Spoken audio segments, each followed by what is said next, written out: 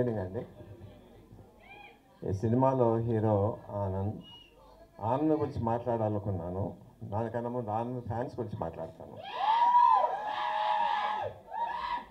Power star Pawan Kalyan ఫ్యాన్స్లో ఏ జోష్ ఉందో ఆ జోష్ మీద కనిపించింది. కీప్ ఇట్ అప్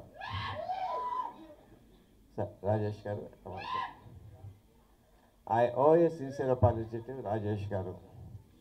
ఇన్సిడెంటల్లీ 3 రోజుల క్రితం నేను బేబీ సినిమా చూశానండి.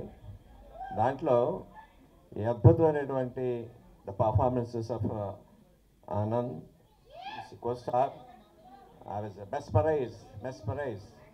ఏం అద్భుతంగా స్క్రిప్ట్ రాశారో, ఏం అద్భుతంగా పర్ఫార్మెన్స్ తీసుకున్నారో. I sincerely owe my apology.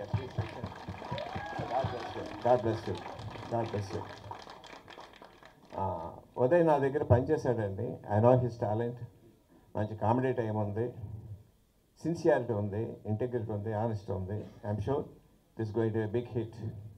And my sincere కోస్టార్స్కి మీ అందరికీ కూడా మై సిన్సియర్ గుడ్ విషెస్.